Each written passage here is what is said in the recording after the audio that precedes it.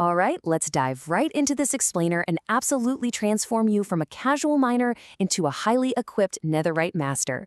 We are talking about the absolute most valuable, most elusive ore in the entire game, ancient debris. Getting your hands on this stuff is quite literally the only way to craft the best gear available. But hey, as anyone who has braved those fiery depths knows, finding it is normally a massive, massive chore. Well, today, we're completely changing that. Look, if you're feeling the pain of endless grinding just to upgrade a single piece of gear, trust me, you are not alone. Usually, finding netherite takes hours of mind-numbing digging, constantly dodging random lava pockets, and just sort of hoping for the best. But I'm going to walk you through 4 specific, highly tested methods that will slash that time down to just minutes. Here is our roadmap to snagging that endgame gear. We'll be covering netherite basics and math, method 1, exploding beds, method 2, speed mining, method 3, TNT chains, method 4, looting bastions, and finally, crafting your netherite gear. Section 1, netherite basics and math, knowing exactly what you need. Okay, so going in blind is basically the very first mistake players make. The spawn mechanics are actually completely different depending on your version.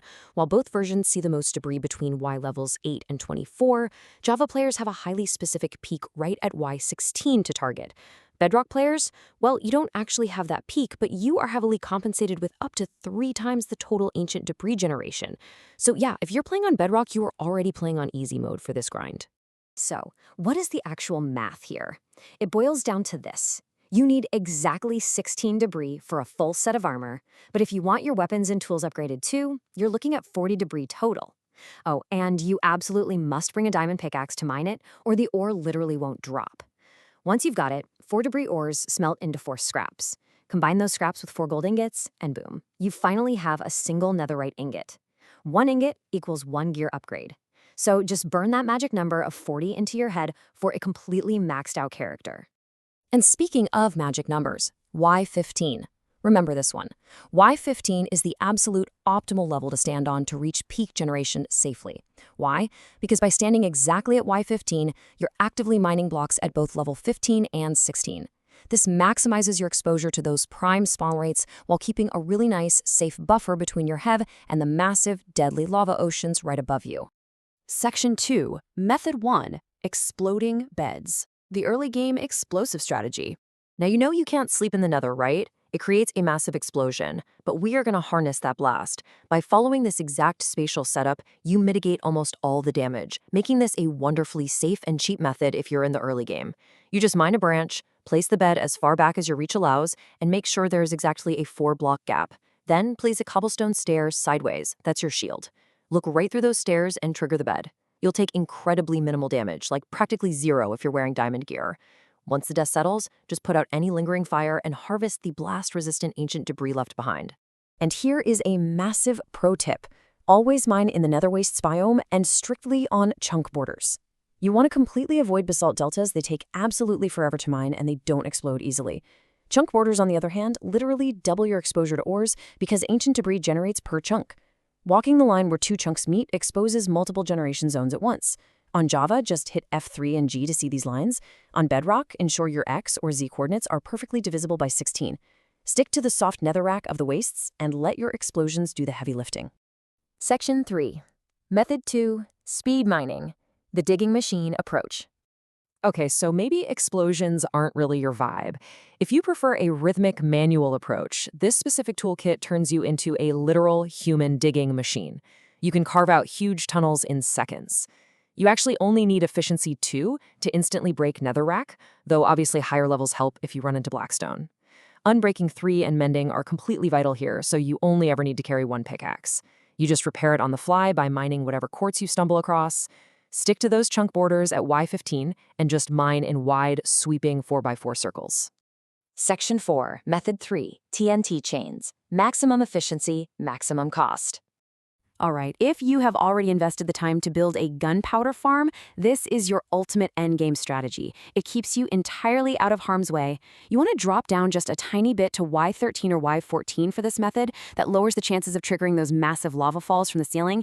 You dig a super long tunnel, lay your TNT out, spaced 1 to 2 blocks apart to save resources, light the first block, and just walk backward. That chain reaction will bore a massive cavern straight through the nether, leaving the fire-resistant ancient debris floating perfectly intact in the rubble. Let's talk raw numbers for a second.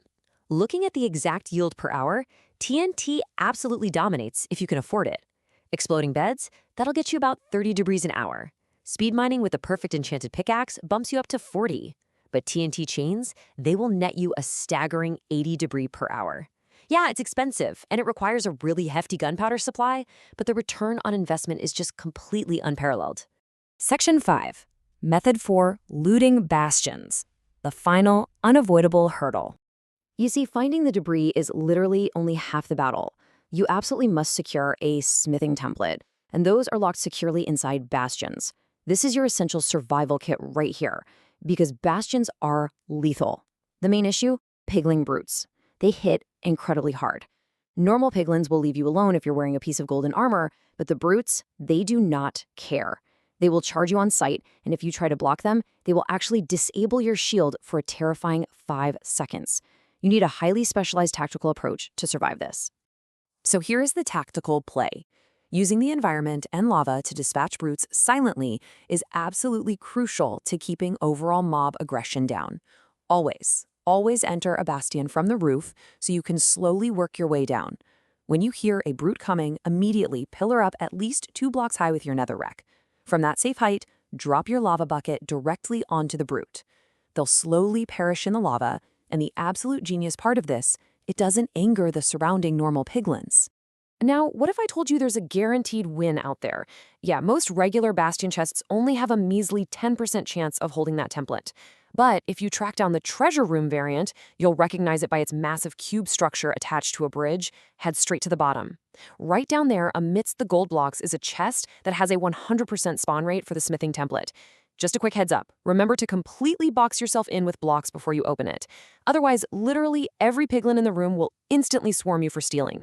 Section 6. Crafting your netherite gear. Securing your ultimate upgrade. All right, the home stretch. This is where all your hard work finally pays off. Follow these simple steps and you will officially transform your vulnerable diamond gear into completely indestructible netherite. Fire up the furnace to get your scraps, hit the crafting table to blend them with gold into ingots, and then finally, approach the smithing table. But wait, hit the brakes for a second. Before you slot that template into the table, there is one absolutely critical thing you must do. Do not skip this step. If you do, you will find yourself marching right back into another deadly bastion to find a second template. Why?